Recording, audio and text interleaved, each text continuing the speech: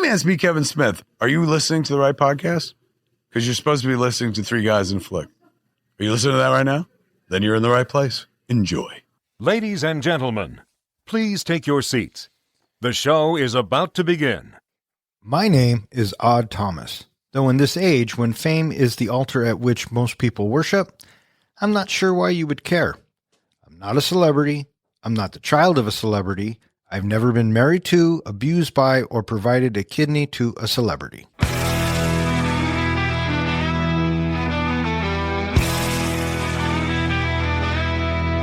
Three guys and a flick with Duncan and John. Dive into the movies well after the dawn. From the good to the bad to the wildly absurd. They give a fuck about films. Their voices are heard. Welcome back. You are listening to Three Guys in a Flick. This is where we review the good, the bad, and the absurd. Tonight's episode, Odd Thomas. Beware spoilers. Coming to you from the town of Pico Mundo, my name is Don. Hey, why are all those bodachs swarming all over John? Dude, What? don't look at them. Don't look at them. Oh, is that the trick? Don't look at them. Okay. Is that why I'm look at all them. itchy? You're fine, John, it's fine. You're fine. There's nothing there. No, you're fine. And to my right, the comic book guy, John. He's Howdy ho. fucked. And to my left, we have the professor, Ken. Hello, everybody. How you guys doing tonight? Doing pretty good, I guess. What about you? Oh, not so bad. How about you? I am fantastic. Really? Oh, good. Well, I'm glad somebody's feeling good. Why are you fantastic? Because I'm here with my two best friends. Oh, listen to this fucking guy. Get your tongue out of my asshole, Gary. You're not going to change my mind. I don't know what about what. Tonight we are talking about Odd Thomas. Odd Thomas comes to us via the Bronco helmet from one of our listeners. Chanel A. So thank you for throwing this into the Bronco helmet, Chanel. We hope you enjoy the review. Released on February 28th, 2014, Odd Thomas was directed by Stephen Sommers, written by Stephen Sommers, based on the book Odd Thomas by Dean Koontz, and it stars Anton Yelchin, Willem Dafoe, Addison Timlin, Nico Torrilla, and a bunch of other spirits. How'd this movie do, Don? This movie was made for $27 million and brought in $1.3 million.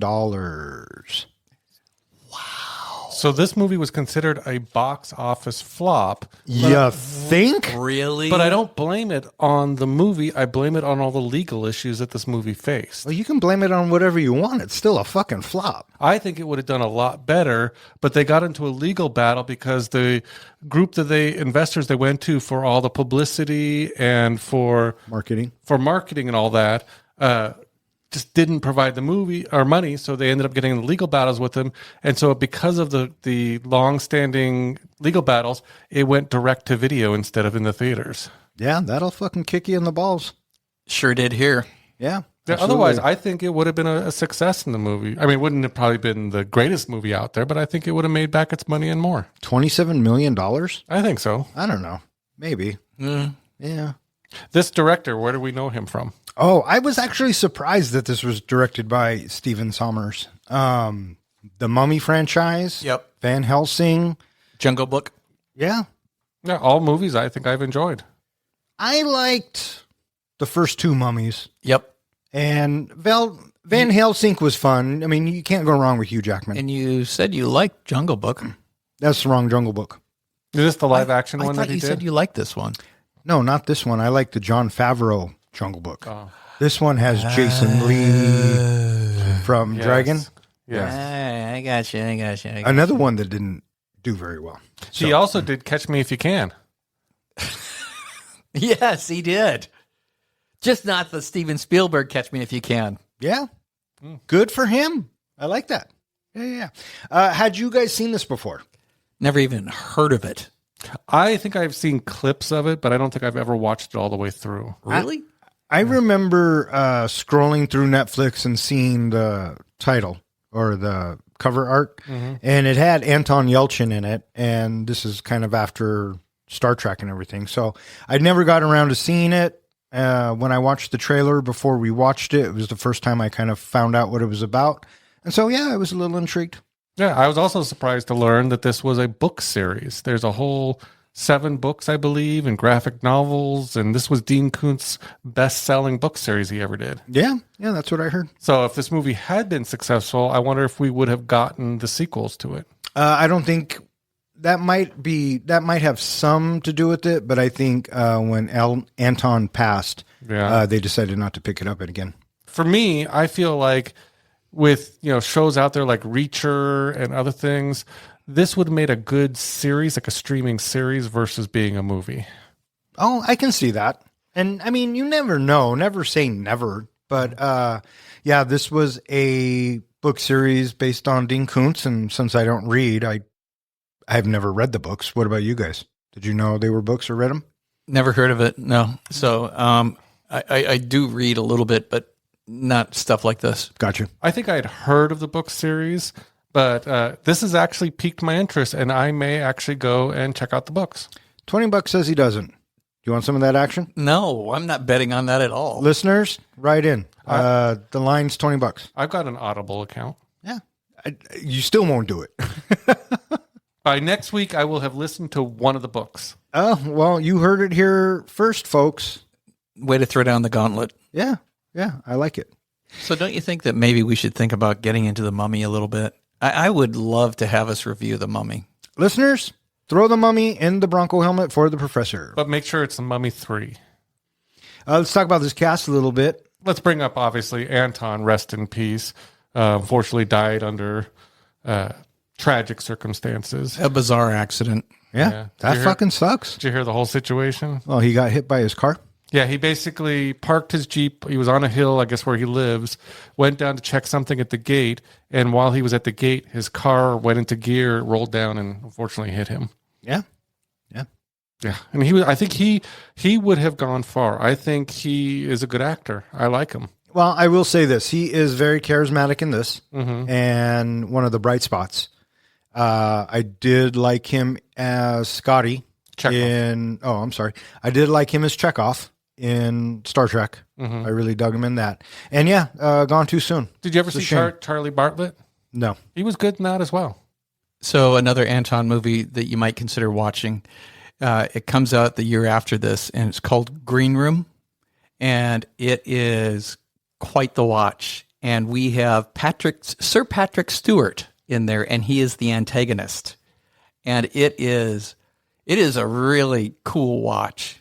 I have heard of it. I have not seen it yet, but it is definitely on the list of movies to see. Yeah, it's put up by Studio A24. Is that one that we should get someone to put in the helmet? Yeah, that would be fantastic. That sounds interesting. Yeah. Listeners, Green Room, please and thank you. It's worth a watch. I forgot about the Fright Night remake that he was in. Most people have forgotten about the Fright Night I wonder remake. why. Because we need to do the original, not the remake.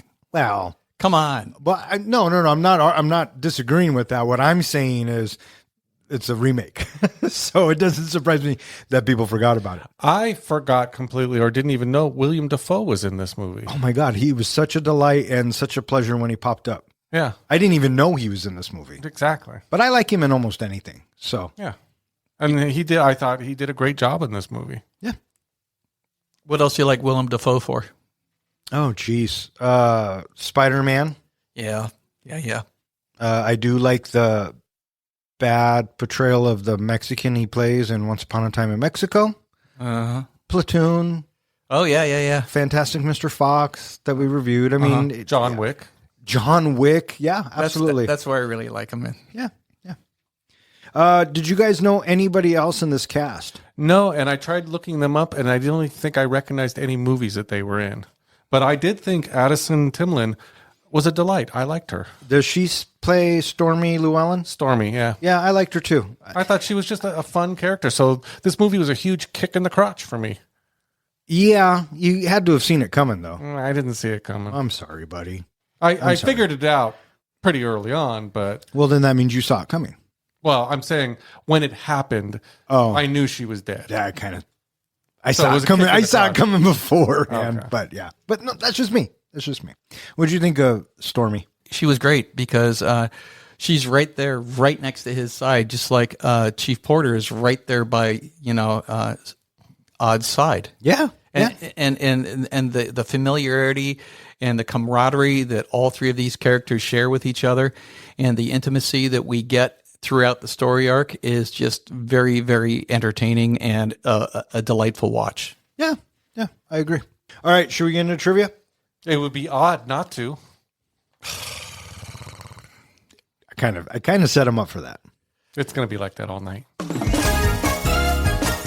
Question number 1.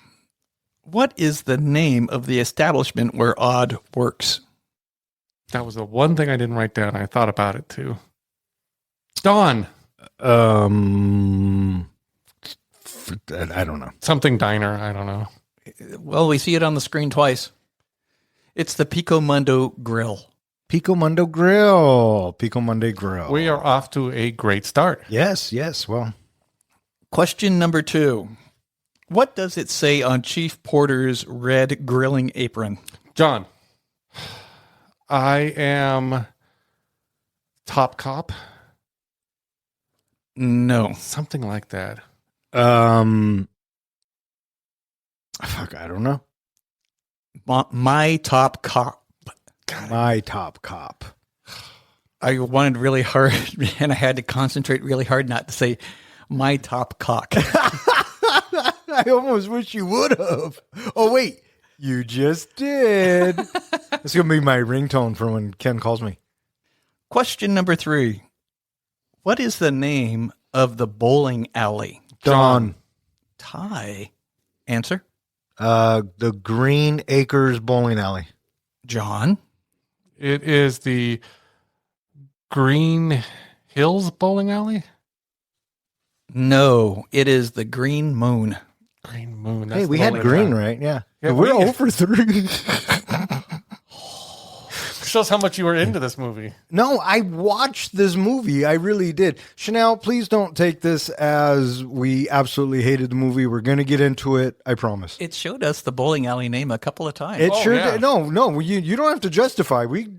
This is on us. I have Maybe, you know what? Maybe I should start writing shit down. I even have it written down. I forgot. Yeah, but I mean, you have everything written down. I'm shocked you're not. I'm shocked you're not getting these 5-0. I watched this movie twice. So did I. Yeah. We'll talk about that later. All right. Question number 4. How many times is Chief Porter shot? Dawn. Don? Twice. No, I Nope. think he is shot 4 times. No, he is shot 3 times. Bang, bang, bang. 2 of them okay. hit the heart pendant. 1 of them missed the heart pendant. I thought I only heard 2, but it was 3. It was 3. Yeah. Oh, I'm not questioning. Question number And it's tied going into the 5th round again. Question number 5, tiebreaker. We have never done this bad. Question number 5. What is the last time we see on the timer to the bomb? John. 2 seconds? Nope. I'm going to go with. Shut your fuck. Can I just have the point because he's I a could be dickhole? wrong. Because he's No. dill hole? No. No, because you're a dill hole, not because you were right. I'm going to go not with 22. No. The answer was 16 seconds. Oh. Double tiebreaker question. Oh, I guess it is double tiebreaker because we fucking tied again. God. Woo! We call this sudden death, folks. Sudden death. That'd be odd. All right. Double tiebreaker question. When Penny leads Odd to Harlow at the beginning of the movie, what color is his car? Dawn. Baby blue and white. I will accept that answer. Bam. It's a Chevy Chevelle SS, and it's like a baby blue, but it has those 2 white racing stripes. Yes, it does. No touchy, no feely. That's right. So this week's winner is Dawn. Hey, man, it came down to a double tiebreaker. Yeah, that was a close one. That was a close one.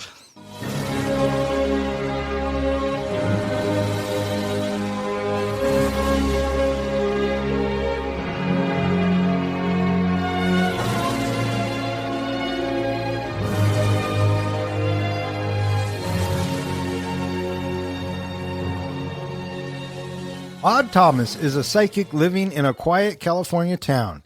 He can see bodachs, dark predatory creatures that feed on fear and misery. The more bodachs gather, the bigger the disaster ahead. At work one day, Odd spots a man swarmed with bodachs. He nicknames him Fungus Bob because of his odd fungal-looking toupee. Odd follows him home and senses something sinister, a supernatural doorway, drawing in countless bodachs.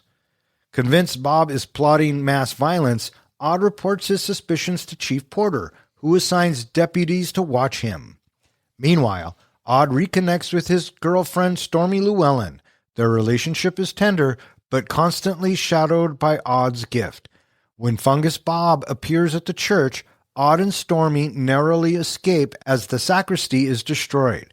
Odd's vision then leads him to a bowling alley, a key clue that deepens the mystery. So this movie opens up with some titles. And we get this voiceover narration that is this internal dialogue that we get throughout the movie. Throughout the entire fucking movie. Let's just get this out of the way. What did you guys think of the narration through the whole thing? I liked it because it gave, knowing that this came from a book series, it gave a book feel to it. You know what? Normally it drives me up the fucking wall, but here I allowed it too. Partially because the way Anton reads it, he's very charismatic with it. Mm-hmm. So I didn't mind it. Yeah, I myself liked it as well, and I think it comes down to Anton's delivery of it. Yeah, his presence to try to represent the book to the best of his ability, and to bring a vibrancy and a life to his character it's imbued by how he reads it, and for me, it worked. Yeah, I also like that. This is supposed to be kind of a little bit of tense, a little bit of an action movie, a little bit of supernatural, but his narration injects humor into the whole story. Oh, sure. The fact that he's been experiencing this his whole life, and instead of, like in the supernatural movies, running away from these things, he runs towards it. Yeah. Yeah. Now, did you get immediately early on, did you get a Frighteners vibe to this movie? Absolutely. And Sixth Sense. Yeah, it was supposed to be paying homage to those movies, but some people have said it was a blatant steal. I don't see it as a blatant steal, but I feel like it did. I could see Michael J. Fox in this role, a younger Michael J. Fox. Yeah, I don't know if they stole it or if it's homage. My thing is I've seen it before, so if you're going to show me something I've already seen, make it different than what I've seen. Okay, but all of it is. But it does make it different. Kind of. It's the same premise. It's okay, but it's the same premise. But still, there is an aura, a veil that doesn't reveal as much as we want it to reveal, because the undead do not speak. Do you know why in the book series and in the movie they made it that rule that the undead don't speak? Because they talk too much in life? No, Dean Koontz said the story is about Odd's interpretation of the world and his struggle with the inexplicable. If the dead could explain themselves, it wouldn't be Odd's story anymore. He also went on to say that if the dead could speak in this movie, there'd be no mystery. The movie would be over in 2 minutes. They would just say, this is what happened and this is what you need to do. Well, there you go. There we go. And so we are introduced to Odd and this little girl who's standing next to him, and she's dead. She's a ghost. Yeah, but we don't know that yet. Well, I mean, he's kind of talking us through it. Okay, but that's how this opens up. We open up in the middle of him having a revelation through Penny, but we don't necessarily know that until he confronts Hondo at the car. I think if you're familiar with this type of movie and the premise, you figure out right away she's dead. Oh yeah, absolutely. I didn't get that until the reveal of the altercation between the two guys. Oh, yeah. And so Penny does lead Odd to Hondo, and I thought it was kind of, I don't know if weird or funny. I'm sorry, his name's Harlow. My apologies. Oh, that's fine. Everyone in that town seems to know each other. You know what I mean? Small town. Yeah. And so when he talks to Harlow in the beginning, he's like, "Hey, Odd, what's going on? Blah, blah, blah." And then Odd goes into his shtick. You got a handkerchief with blood in your pocket. Yeah. And then it turns into a full-on chase action sequence. This is the one thing I didn't expect. I figured we get a character like Odd Thomas. You wouldn't expect him to have any fighting abilities or, to chase down a bigger guy, but this guy could handle himself. Yeah, and he tells us that, because as they're fighting, it's funny, as they're fighting, I'm thinking, man, how does this guy know how to fight like this? And then he addresses my question, and I went, oh, good job, filmmakers. Yeah. He's basically had an odd life and has had to deal with people like this. Yep. I may see dead people, but then by God, I do something about it. That's right. And so I love the fight at the pool party. It's a James Bond. It's a classic James Bond fight. You grab whatever's close and you throw it and you hit him. And Harlow must be really in fucking shape because Odd throws him all around and he just gets up like it's nothing. I kept thinking whoever owned that house, which must have been that lady that came out, must have been pissed. Broke the TV, broke, all this different stuff, brought him towards his kid. I thought it was weird that Harlow goes after the little kid. What was his plan? Man, who knows? My thought was he knows he's caught. He knows he's fucked. He's got an addiction because Odd even says later he was going to kill again. Right. It was He's getting probably close. thinking, I'm going to get me one more before I go down. Huh. Interesting. So I think he was going up there to kill the kid or take the kid hostage. Oh, maybe. But he stopped. And I do like the way that that Odd and Penny close things with each other. He has a little talk with her, and she just gives him a little peck. And then she walks away, and I like that effect. Well, it also showed us something here that gets called back later on, that even though the dead don't talk to him and he can see the dead, he can still feel them. Because she gives him a kiss and he feels it on his face. I bought that. And I like the way that they handle it, dead can't talk, so on and so forth. And then we are introduced to Willem Dafoe's character, Chief Porter. And I got to say, I like this aspect of it, that he knows and that he's in on it. They have a good relationship with each other. The only thing that's kind of sketchy is they make up a story on why Odd had to chase him down. Saw the wallet, yeah. Yeah, he kind of sort of, okay, I got to work this so it works for the jury. Yes, exactly. Because we all know Harlow's a piece of shit, right? I mean, he doesn't deny it. He runs. Yeah. And Penny's there telling us, the audience. So the fact that they have to fudge that a little bit, I think is kind of funny. Well, you also get the impression this is not the first time they've fudged a story like this. Yeah, no, this establishes right away their relationship and that they have a working relationship with each other. And a personal relationship as well. Yes. One thing that, of course they had to cut out a lot of things from the book, but what we find out in the book is that as Odd had a very abusive childhood. His mother was very abusive to him. His father was horrible. The stepfather was horrible. So this officer has become his father figure in his life. It's basically like his father. Here's what I love about movies. Okay. You don't need that? Not even a little bit. What they gave us in the movie about his mom going cuckoo, that they shared the same ability and then, dad has mom put away. That's all I needed. And I could put together the pieces of a backstory if I wanted it. Because it works stronger the way that it shows in the movie, because this gives Odd a reason to keep his head down and make sure that he doesn't call attention to himself, that people are going to turn against him. Yeah, absolutely. Absolutely.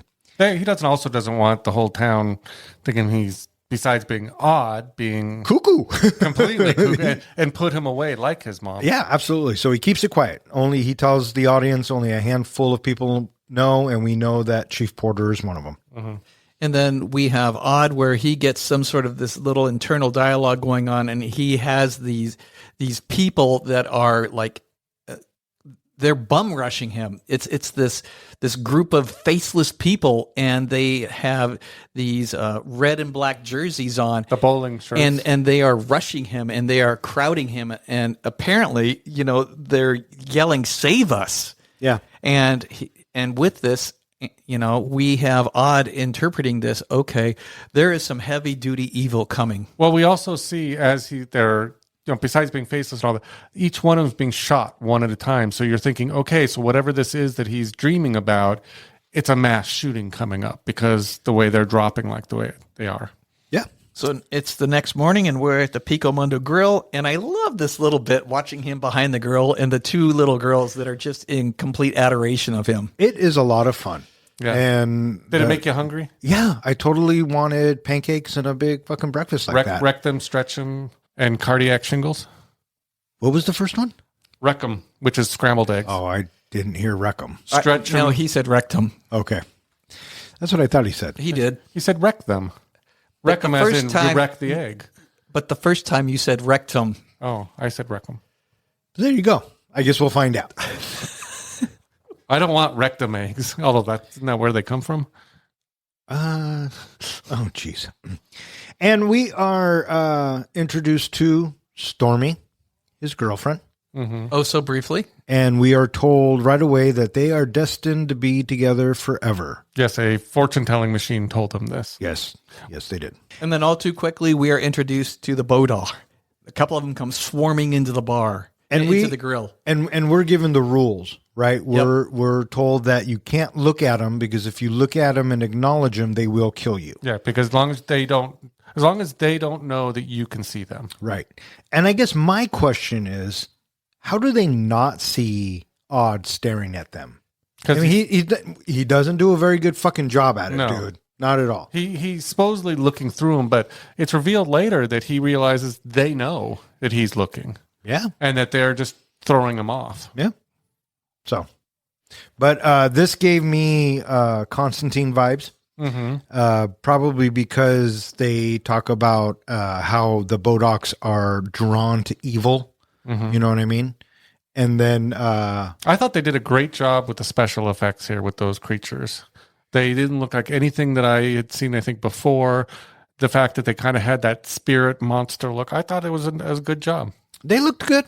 It wasn't bad. It wasn't bad. I did like the bit, and they threw me for a loop as Odd's cooking. And one of them is right in front of him. He turns around, and you can see what appears to be the bodach's heart, if you will, because there's that pulse happening. I thought for sure, oh, that's coming back at the end. No, never does. One thing that I thought, and I'm debating on whether it comes back at the end, if it was a hint, is as they're going through, he talks about how, these things are drawn to death and evil and all that. One of them licks Stormy. I don't know if you saw that. The tongue goes around Stormy's throat. And I was thinking, is that a hint that she's going to die later? I don't know. Because I didn't see it do that to any of the other people around. No, neither did I. Yeah, so during this time, this is where we get Odd. It's a long bit of exposition, but this long bit of exposition that he gives us everything that we, the audience, need to know about the bodachs and what they represent. When they show up, it's a sure sign that carnage and bloodshed are not far behind.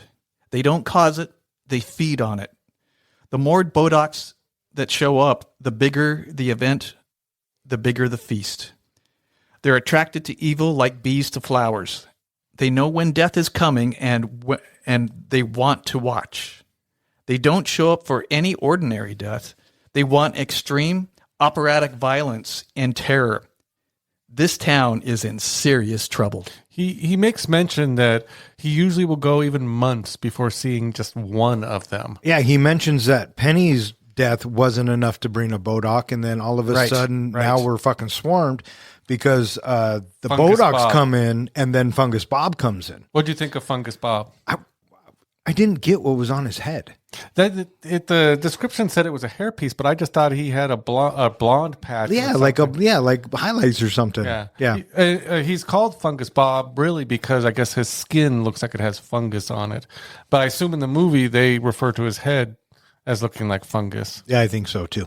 Yeah, I liked his style of dress though. You would, buddy. I could sport a suit like that. Yes. And so We have Viola. She shares with Odd this really disturbing dream that she has. And she talks about how there was this guy wearing a bowling shirt. It's the same one that Odd sees in his dream as well, and he's struck by this. yeah, because Vi doesn't necessarily know what Odd can do, but she suspects there is something. There's and something about him. And then so she tells him it, and I like how she says, "Do you see death for me?" And Odd's like, "No."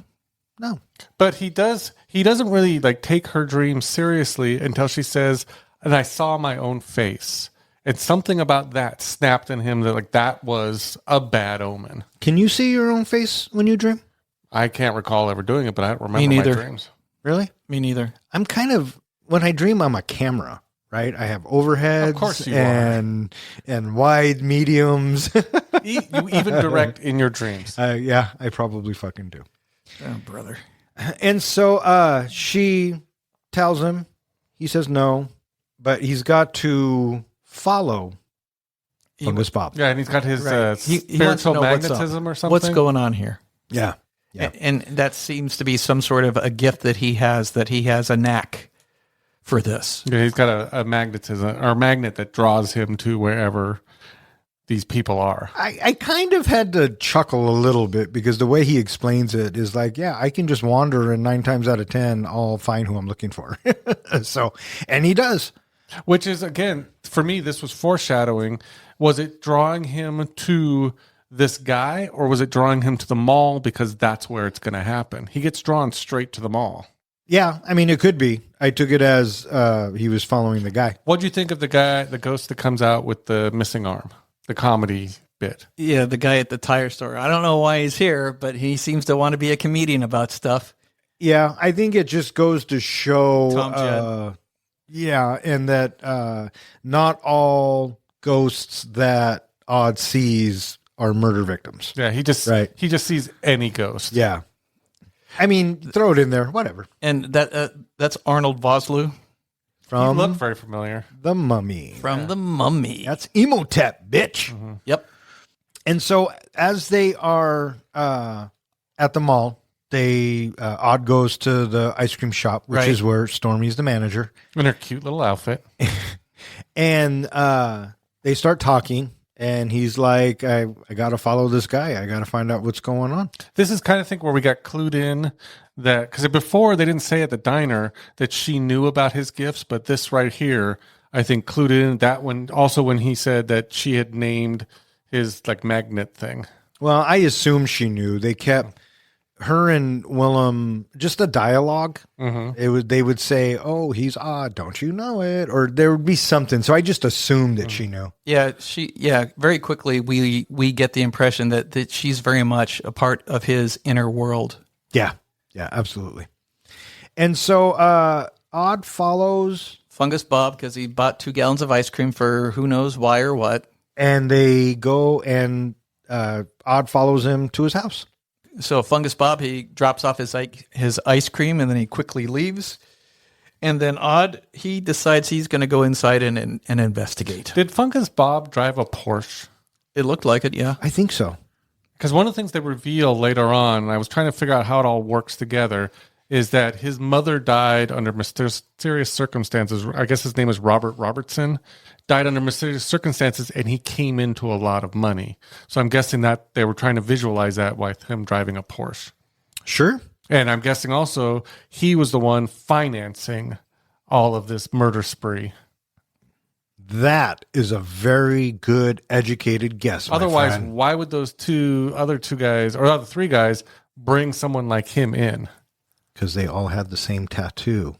So while he's inside, he ends up coming across this portal that seems to be open still, and he realizes all too quickly that he better get the fuck out of the way. He does something that I think we all would do. If you saw a greasy hole on a wall with black tendrils coming out of it, first thing you want to do is stick your hand right in it. Well, yeah, who doesn't? Exactly. That's what I'm saying. Yeah. You got an asshole on a wall, you got to put your hand in it. There you go. Right up the butt. Bob.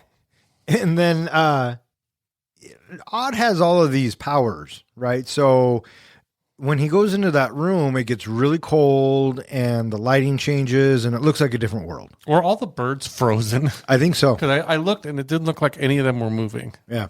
Yeah, everything looked like it was suspended in time. Yeah. And I guess that's to represent a portal to hell has opened up, basically.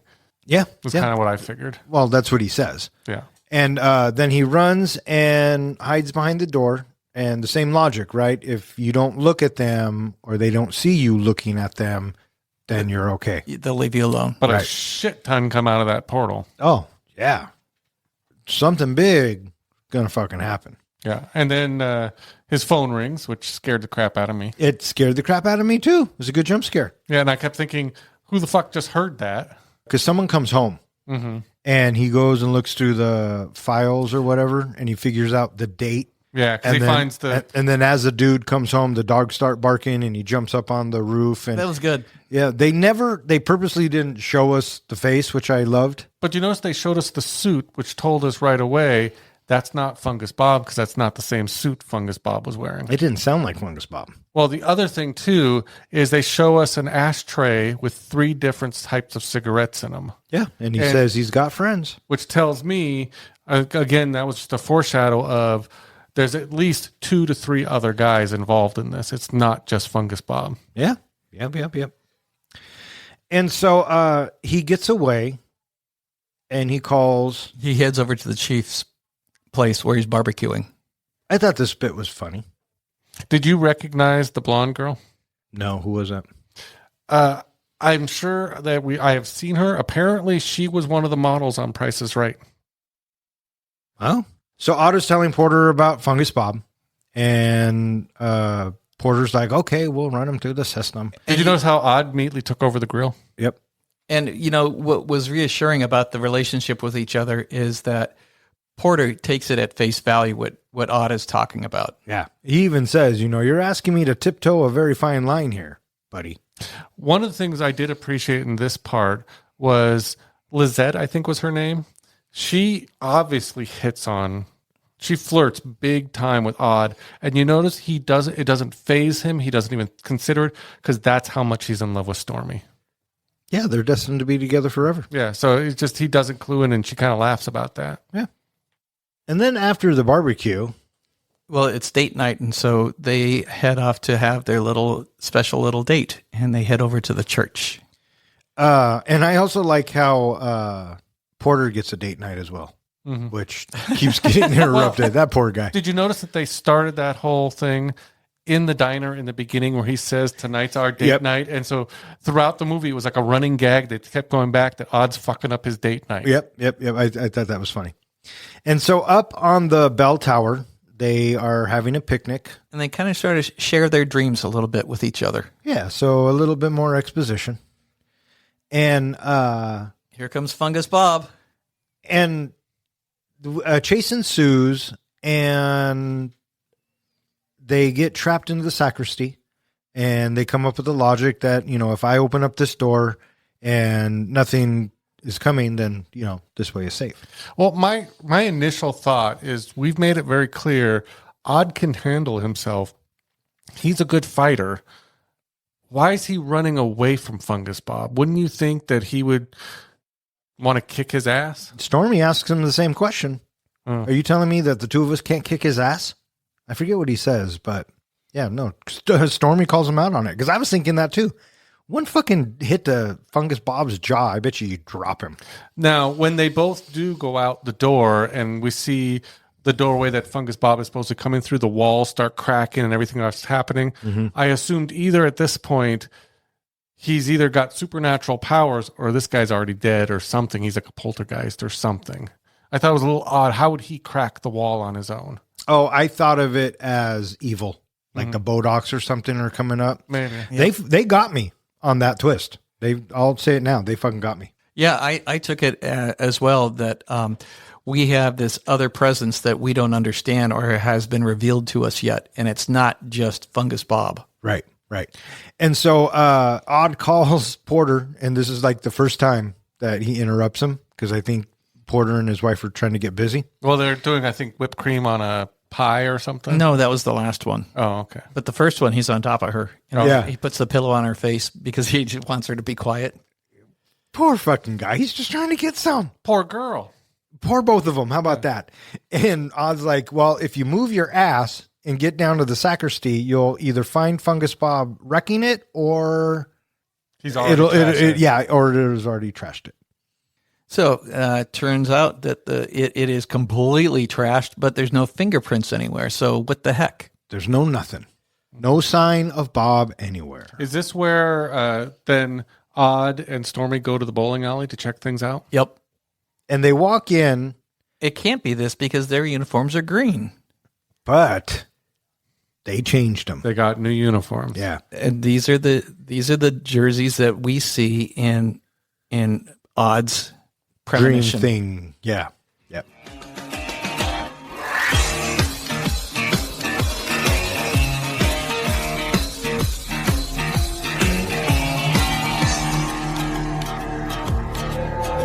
Things take a darker turn when Odd discovers Fungus Bob shot dead in his bathtub, evidence pointing to Odd as the killer. But Bob has been dead longer than Odd realized, meaning the recent encounter was with his ghost. Not long after, Chief Porter is shot in a home invasion but miraculously survives thanks to a protective medallion Odd gave him. Investigating further, Odd finds Bob's wound matches a tattoo belonging to Officer Simon Varner, confirming Bob was silenced by his co-conspirators. Odd's vision pull him back to the mall, where Officer Eccles has already killed the security staff. Odd takes him down with a baseball bat, but Varner launches an all-out assault, shooting civilians and creating chaos. The horrifying plan is revealed, a van filled with explosives set to wipe out the crowded mall and arriving first responders. So after the church bit and The bowling alley. the bowling alley, they're on their way. Well, they go outside and they chat a little bit with Officer Varner. And so we get the reveal of that tattoo, POD. Yeah. We also get, when they're talking to him and they mention their interaction with Fungus Bob, Varner's surprise at the, oh, you just saw him A couple hours ago? a couple hours ago? He did this a couple of hours ago? Yeah. And, Which just hints because Varner well, yeah, killed but him. you don't know that until you see it a second time. Yeah. But it's very noticeable the second time. Mm-hmm. And so Stormy and Odd, they head over to Vi's place because they want to hear more about her dream. Well, before that, we get the big reveal of the tattoo on Varner's arm, which is obviously, this is going to be called back later because they made it a point to show that he had POD on his arm. And so at Vi's, they're talking to her. And he does sort of like this Vulcan mind meld little thing. He wants to be able to see a little bit better what it is that she is singing. Right. And so she reviews what she remembers. Right.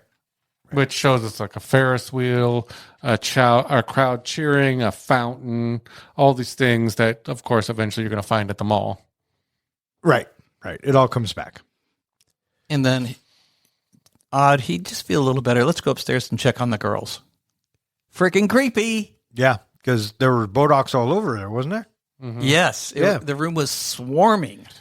And he does a really good job of not causing any panic. Which really said to me, because they had talked about earlier how the bodachs kind of go around evil and death and destruction. Well, here it's around the girls, meaning that these girls are probably going to die if everything goes the way it's supposed to. So then I started thinking back at this point, when Fungus Bob left the mall, all those bodachs stayed within the mall and swarmed all over the mall. So right there, I knew right away, it's not happening at the bowling alley. It's happening at the mall. Oh, you fucking figured it out. Look at you. Good job. So they head downstairs. I couldn't tell if Stormy read Odd's face thinking, he's looking at bodachs. Yeah, I think she knew. I think maybe she did, and she played it cool as well. Right, because they didn't want to scare Vi. Right. They don't want to scare her, but it's like, okay, you're going to leave tonight. You're not going to tell anybody where you're going. You're not going to tell your grandma or whatever, who it was, that you're coming there. Just go. Right. To me, that's, he saw some shit. Right? They're having a talk, and they hear somebody screaming, and holy shit, here comes Lisette, and she's being chased by these dogs. Oh, Did that's you notice her face was all beat up? Yeah. Well, she had a black eye. Yeah. And then we hear... Unfortunately, the dogs got to her. yeah. And Nasty. someone saved her because someone shoots the dogs. Yeah. The same person who said, I want to shoot these dogs one day, but we don't know that yet. Right. Right. And so Stormy and Odd are at the crime scene, if you will. And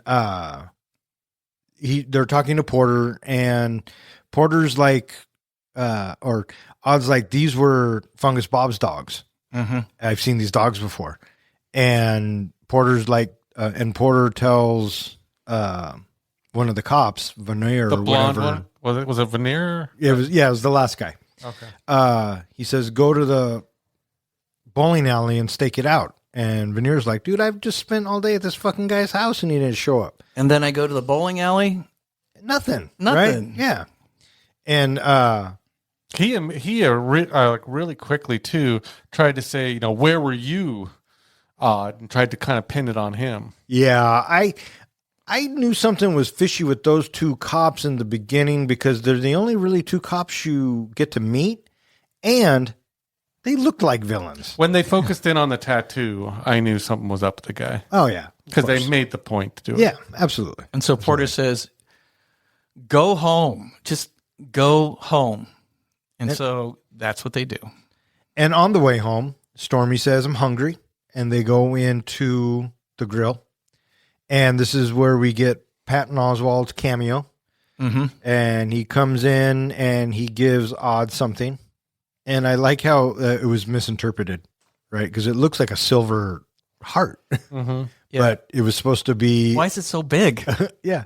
Because it was supposed to be a silver plate that goes over your heart. Well, Oz thought it was supposed to be a gift for Stormy. He thought it was a medallion for Stormy. So that's why he made it look like a heart. Oh, is that what he said? Well, he basically said, he goes, I don't know why Stormy would want to wear something like this. And he goes, it's not for Stormy. Oh, that's right. Yeah, he said, I just kind of got carried away. Yeah. Mm-hmm. Yeah. But it will come back later. Yes, it does. So back at Stormy's place, I guess there's a van out there. I guess the police are setting up surveillance out there. And he says, at least my girl will be safe. And he goes home. Why is that handgun on the floor? And he goes into the bathroom. Oh, boy. There's Fungus Bob. And you could kind of tell he was already decomposing, which means he's been dead a while, but Odd doesn't pick up on that right away. See, I didn't get that. He kept spitting shit up. So I thought what was that about? I thought he was still dying. I figured That's it was what I thought, pus too. and stuff. And Well, yeah. But then Odd puts two and two together. And like I said earlier, they got me. because Yep. he feels that the body is, when he tries to lift the body up, he feels the body is cold and rigor mortis has already set in. And so he knew, or he figures out that when Fungus Bob was chasing them earlier, it was a ghost because Stormy never saw him and there were no fingerprints at the sacristy. So he's like, fuck. So his next idea is, I'm going back to Fungus Bob's house to see what I can find. Well, actually, it's Oh. I got to get rid of the body. And he, That's he dumps right. him at the prison, the old prison. Did you see all the different businesses that prison became? Yeah. Yeah. I like how one of the last one was it became a topless bar and bookstore. Yeah. Yeah. And When he heads back after he leaves the prison, the neighborhood streets are completely swarmed with bodachs. yeah. Yeah. Completely swarmed. They're like got to be hundreds of them. Because something's going down for sure. A smorgasbord. Next, we have a knock at the door, and Chief, he's like, "Damn it, Odd." Date night's getting interrupted again? I think this was probably the biggest cock blocker for him. Yeah, dude, this would qualify. Well, I think his whole plan was he would be doing the penetrating and not getting penetrated. We don't know that. yeah, we don't know that. Yeah. So So you're saying he might be into pegging? he might be. Pegging. And so when When he- Porter opens the door, Yeah, but you see him look through the eyelet. He looks through the eyelet, and he opens the door anyway. Well, that's of course, because what does he see through the eyelet? One of his officers. Somebody he knows. We don't know that, but it's obvious he opened it thinking this is somebody who's not going to be an issue. and so he gets shot 3 times. in the chest. And boy, oh boy, how cool is it that we have that necklace that he wears at the behest of Odd, making the difference between life and death. My thought was, wasn't his wife in the same room just behind him or near him? Couldn't she see who the shooter was? No, I don't know. I just Obviously, she didn't. okay. So Well, it's late at night. Why would she come to the door as well? Yeah, It's probably police business. her husband's the chief of police. and she was just pegging him. So she might have had to take the thing off. That's You know. a good point. Yeah. Thank you. So we have Odd. He heads back to Fungus Bob's place and he wants to check out what's going on his computer, search history, stuff like that. What is he up to? But then something calls attention to him because the bird suddenly stops squawking, and all of a sudden the birds shut up. And so he goes to investigate, and he is led to the kitchen, and he is closing in on the refrigerator, and that's when we have Stormy call him. He finds the finger food and The teeth, the ice cream. the cockroaches. Yep. The Dahmer refrigerator. Yep. The ice cream gallon bucket with a head in it. I was trying to figure out whose head was that. I guess it was just showing that Fungus Bob was building up to be a serial killer, Or he was trying to, because he was certainly doing all the research on him, yeah. right? So obviously he had been busy, but when we close the refrigerator, who's there? Bob, and I totally expected when he closes, when Odd stands up and we get that shot right there, I go, there's going to be somebody standing right there as soon as that freezer door swings away. And I like how Bob goes to punch him. And Odd says something like, "It's amazing how much more about the dead I know than the dead." Yeah, I just liked how he just kind of looked at him and said, "You can't hurt me, Bob." Yeah, you just swing away, buddy. He Swing figured away. out a way though. Yeah, Because he turned himself into a poltergeist. and starts throwing kitchen furniture or kitchen appliances at Odd. And then Odd, this turns into a birdie snuff film. after a doggy snuff film. Well, it was a doggy I'm snuff shocked film. you didn't say anything. Well, I didn't like those dogs anyway. Oh, so it's conditional. Yes. Okay. Well, good to know. Good to know. Yeah, it is. Curious, he didn't bring that up. Well, they were bad dogs. Because it's conditional. They were He doesn't bad love dogs. everything the same. No. It has to appeal to him in order for him to love it, which I get. I've I mean, never denied that. No one ever said you did. But all the birds get blown up when the house blows up. And I love how Odd loses his phone too. So now he doesn't have a phone for the rest of the movie. Oh, I didn't catch that. Yeah. But he narrowly escapes and Right before the house explodes. I just thought it was how the fact that he jumps through the window, all the stuff is going on, and he just kind of casually drives away. did it look like he started the fucking car? Or did it look like he just put it in gear and go? Well, they showed earlier. Stupid things I He knew noticed. how to hotwire the car, and Oh, that's right, because there was no key. It was probably how he started the car, because he knew the person he takes it from. yeah, the landlady. Yeah. So he decides he needs to check out. He needs to go back, and he's going to look at. He's gonna look at Fungus Bob one more time. Well, in one of his dreams, he saw what looked like a bullet going through himself, through his own chest, and I think that's one of the reasons why he created the heart pendant for the officer. But then he also realizes that the hole in the chest was a hint to go look at Fungus Bob's chest. And so he goes back to the place, the prison, and he looks at Bob's What do you think chest. of all the bugs and everything, and the Normal. Yeah, absolutely. Normal. And cockroach coming out of the mouth? Yeah, you have a dead body, man. I just like how he goes, "Stop it, Bob." like he still knows, right? and you know exactly what we're getting into, because when we watch Odd heading up to him, he's stuffing the Kleenex up his nose. It's like, all right, this should be a wonderfully awful stench. He is fully aware of what's to come. I mean, Yeah. he lives and breathes death, really, if you think about it. So he goes and he looks at Bob's chest and he puts the skin back together, and POD. we got the reveal. And he's like, dumb shit. I couldn't believe I didn't put it together. POD stands for Prince of Darkness. And so now we're told, Satanists. Yeah, his cult members. Great. Yeah.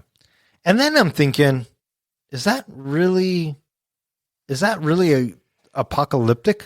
Like he kind of made it seem in the beginning. He made it seem like hell was coming to earth. And I don't know. I just assumed that they were setting up the whole time that there's going to be a mass killing. Somehow the whole town is basically going to be taken out.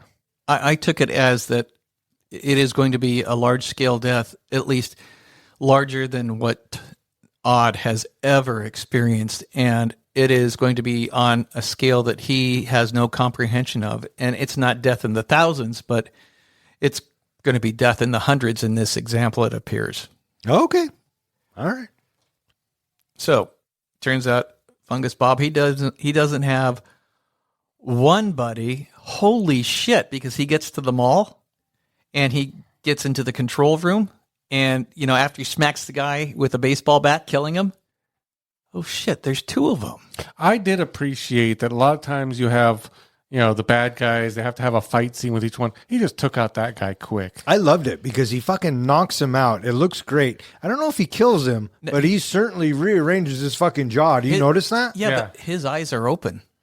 Oh, well, Well, possibly he could be knocked out with his eyes open. Well, our what we're led to believe is when he pulls the mask off that this is going to be Varner, that Varner was the partner because of the tattoo. Yep. Now we find out it was both cops. It was Engels. And now we know that there are four. No, now we know there's three. Yep.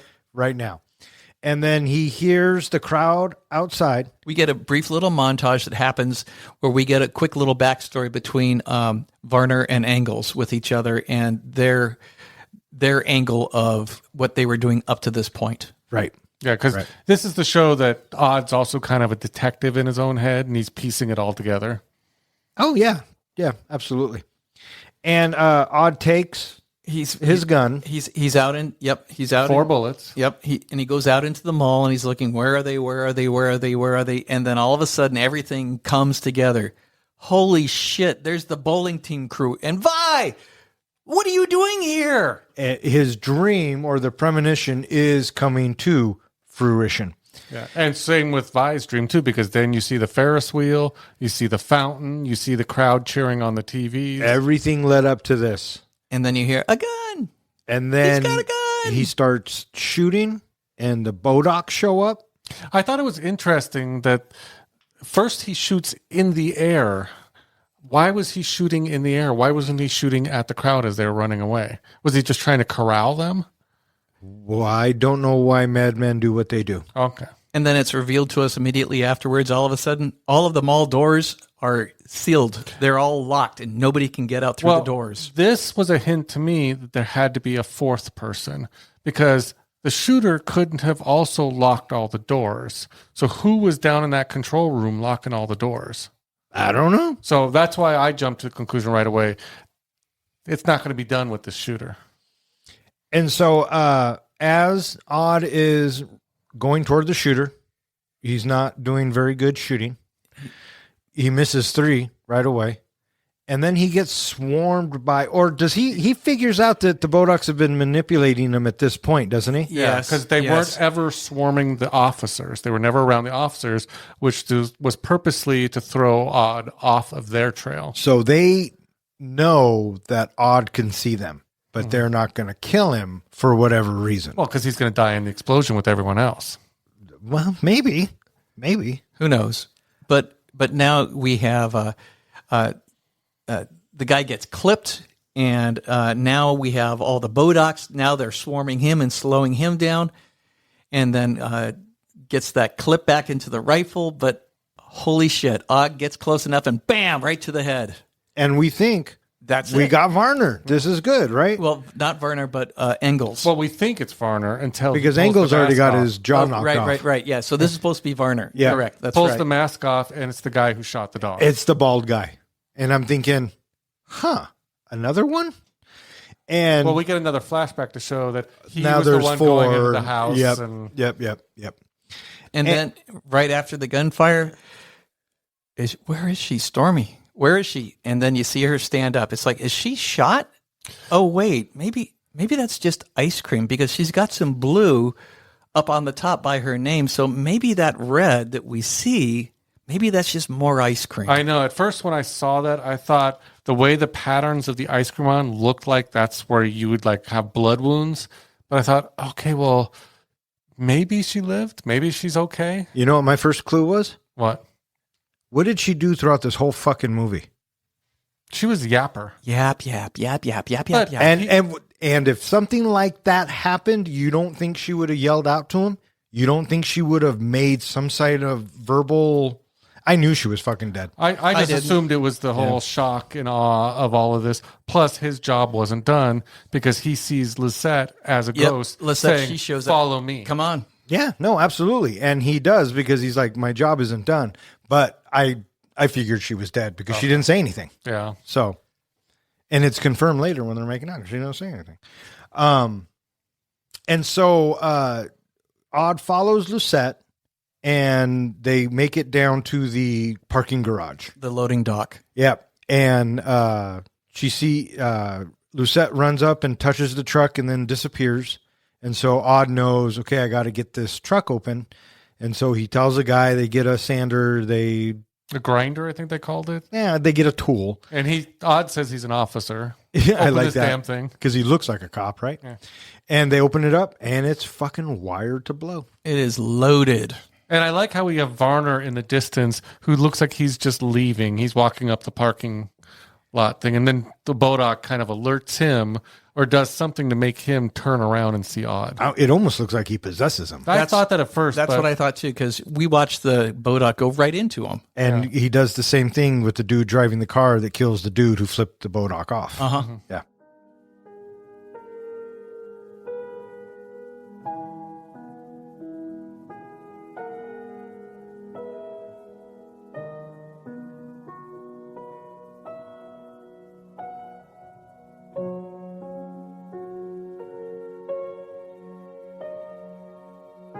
Odd races against time. He drives the explosive-filled van away from the mall, pursued by Varner. In a desperate final move, Odd leaps from the vehicle as Varner climbs inside. The van plunges into a canal and detonates. Varner is incinerated, but the town is saved.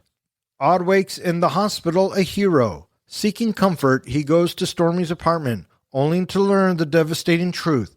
Stormy was killed during the mall shooting. Her spirit lingered only to give Odd one last goodbye. With Chief Porter's guidance, Odd lets her go, tearfully promising they'll reunite someday. With his grief now a driving force, Odd leaves for Las Vegas, determined to continue his fight against the darkness. Roll credits. So I think it's revealed pretty quick. One of Odd's other supernatural powers is apparently he's fucking bulletproof. How many times did this guy get shot and keep going? Once? Twice. He got shot Twice, before, I mean? I think, getting into the van. He got shot while he was in the little truck. Oh, he got grazed in the van when Werner shoots through the window. Later on, I'm talking about later on. He got shot when he immediately got into it and started driving it away. Yeah, I saw that in the shoulder. Oh, okay. I just say he got shot a bunch of times. Yeah, well, you can't kill him, right? Mm-hmm. Well, I guess you could, but. And so Odd gets into the truck. Gets it out of the mall. It looks like he hit Varner, but we find out Varner is now clinging to the side. Right, because, he can't die like that. No. And so Varner climbs along the side and takes out his gun, shoots, and this is a pretty good shot. The bullet goes through the glass, and Odd moves his head. You can see the nick. The graze on the forehead. Yeah, I thought that was a good shot.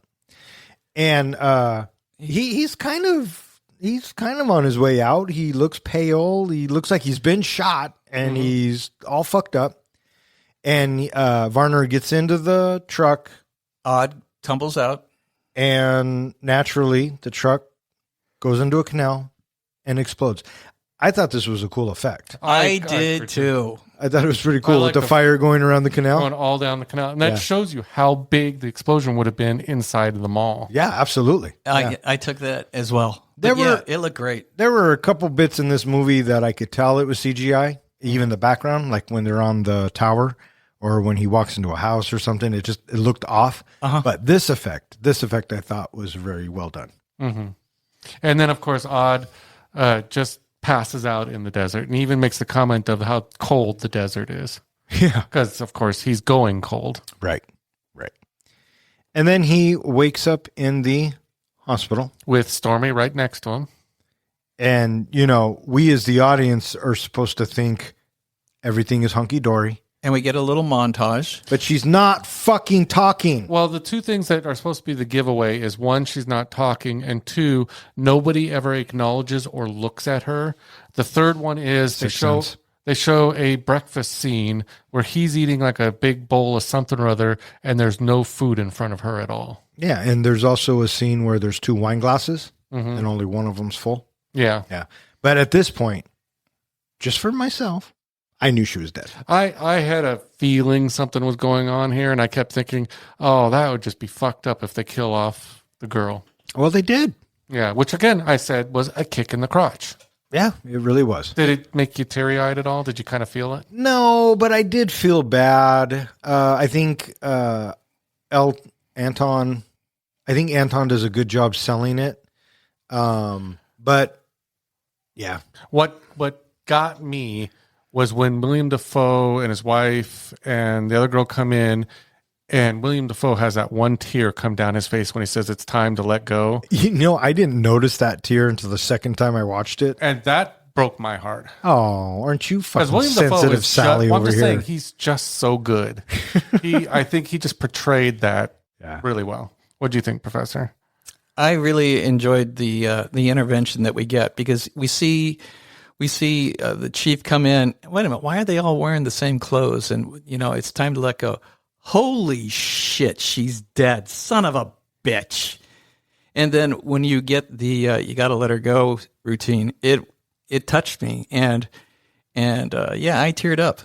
It was a nice ending. I thought it was an interesting twist that she's in one outfit, then he gets that kind of news and starts to accept that, I knew she was dead when, we were in the mall, and you turn back around and she's got the bullet holes and the blood on her uniform. Yeah. And then he goes to kiss her and everything. Do you notice her outfit changed again? Yep. To a much nicer outfit right before she leaves? Yep. You can't be going to the afterlife in the clothes you got shot in. Well, I don't know. I guess the little girl didn't do that either. She showed all bloody at one second, then when she went into the afterlife, she was all cleaned up again. Yeah. Same with Lizette. Yeah, we first see Lisette in the mall. She's all fucked up. She's all fucked up, but now she's all white. In a white dress. And she gone. And does Odd walk to Vegas? I got the feeling that Pico Mundo was fairly close to Vegas.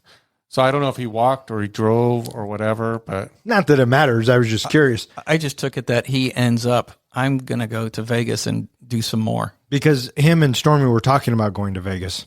And he was like, fuck, I don't want to go to Vegas. There's too much work there.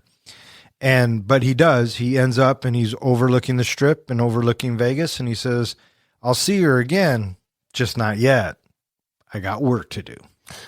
And that was Odd Thomas. All right. What do you guys think? Are you guys ready to rate this flick? I'm ready to rate this flick. How about you, John? Are you ready to rate this flick yet? It's either I read my review or I count all the bodachs swarming all over Don right now. I'll go with my review. Are there bodachs on me right now? Well, they are attracted by evil. That doesn't answer my question. Are there bodachs on me right now? I don't see any. Do you see any, Ken?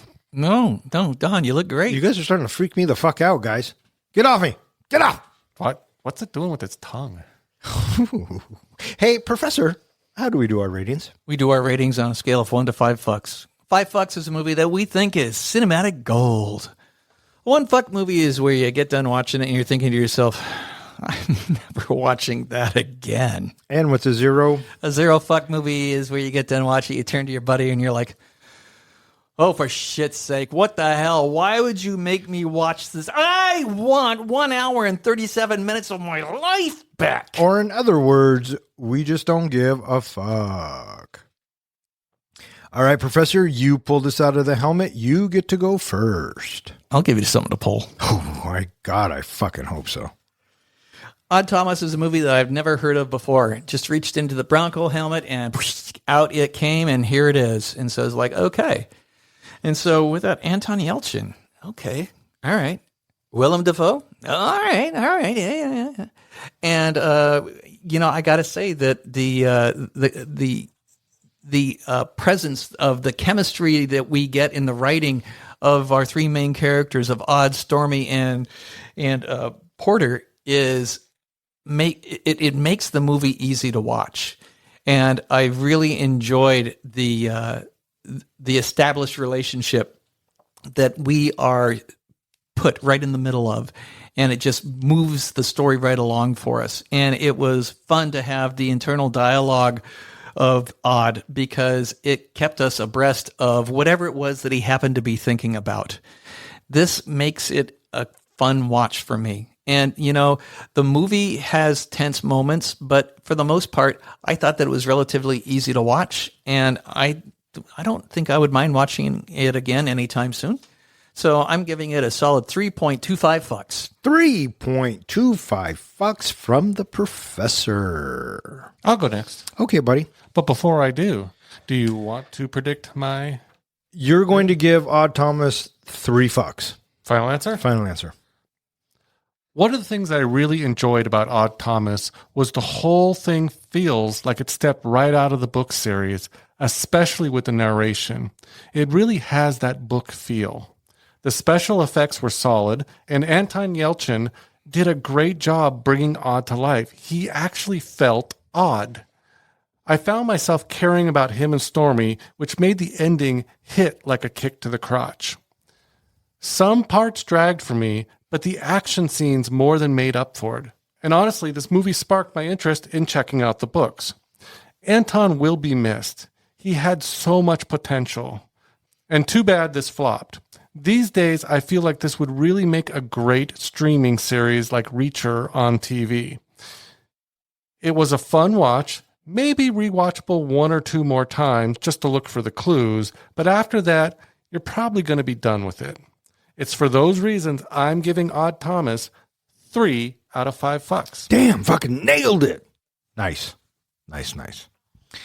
Fucking 1 trivia, and I nailed the score. It's a good week for me. Anytime you get nailed. Oh, yeah.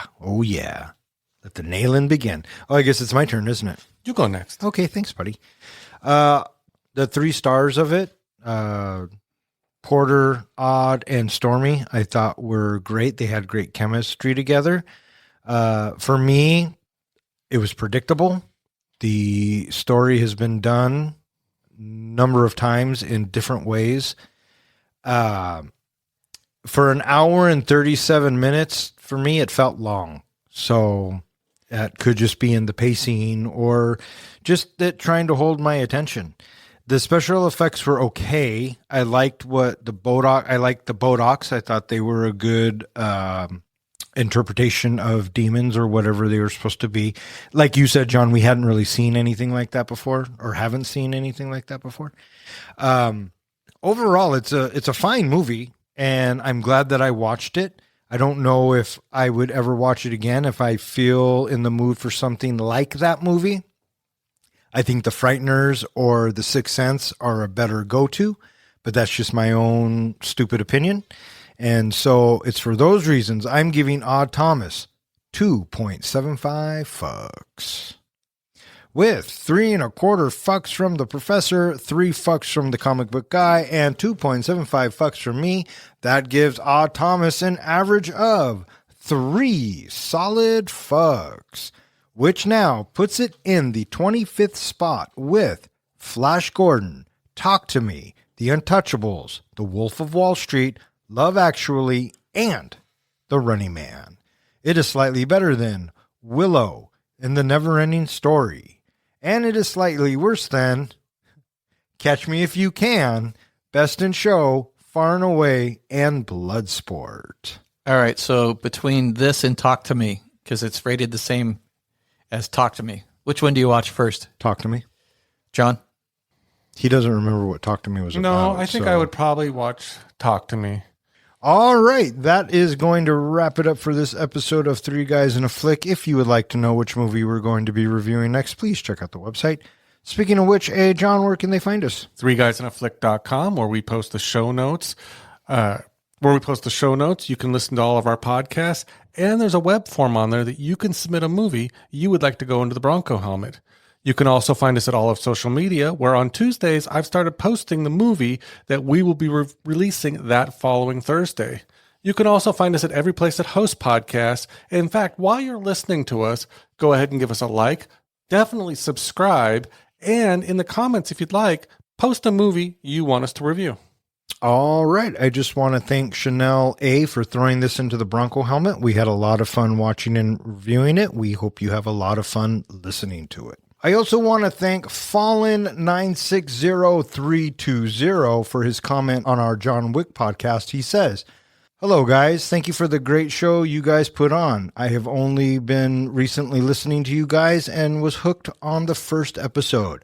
I was inspired by Superman Tanker to leave a comment on the movie that I have also seen to show my appreciation. John Wick was a great action movie that I have come to love and I can watch over and over again. The story is well paced and the action is beautifully choreographed. 5 out of 5 fucks." Thanks, Fallen, for writing in. We really do appreciate it. I also want to thank anyone who has submitted a movie and who listens. If you keep listening, we'll keep recording. For 3 Guys in a Flick, I'm Don. I'm John. And I'm Ken. Thanks for listening. 3 guys with some mics, yeah, dive into the flicks. We're here for the real talk, no time for the tricks. Don as the captain, steering us right. Kid drops, now they're shedding light. John with the comics, bringing the hype. From the good, the bad, to the absurd, we break it down, make sure you heard. Passion for the screen, we ride or die about movies. You know we always give a fuck, no lie. Do you want a shot of adrenaline? Maybe to the heart? I'm going to go pee. Okay, go pee. Shot of whiskey? I have whiskey. Do you want a shot of whiskey? Don't worry your pretty little face about what I don't have. Even though you don't drink, it'd be fun if we sat and just did shots. Do you guys want, not shots, a little tumbler of whiskey? I'm thinking on shots. The rocks? So by the end? No, you sip it during the show. You get too fucked up too early, then I'm cutting, then the show is 12 hours long. Hey, it's why, right? Yes. Hey, why are all those... Bodachs. Oh, I was going to call them braddocks. Yeah, I can't think of another movie that shits the bed harder. The more bod... Get it out. Get it Woo! out. That was a bodak coming out. Open the window. The more Bodach. bodachs, the more... It sounds like rednecks. Like I keep on saying Braddock. All right, what do you guys got? Nothing. I've got like 5 or 6 of them. Of course you do. I got a couple. Okay, you want me to go first? I'll go first. Okay. Balls Thomas. That's okay. Okay, what do you got? Rod Thomas. It's not bad. I got Cock Thomas. Throb Thomas. Oh, that's not bad too. I got Odd Tits. That's not a good one. Not bad. Oddly Hung Thomas. That's pretty good. I have Naughty Thomas. Naughty. I have Sodomy Thomas. Huh. Like sod. Yeah. But I get it, buddy. I get it. And then here's my personal favorite. All right, hit me. I have Thomas. You really fired the professor up on that one. Good job, buddy. Professor, did you think of one? No. All right, may all of your days and nights be filled with happiness. All right, fuck up. Good night. As 3 guys in a flick, keep the passion alive.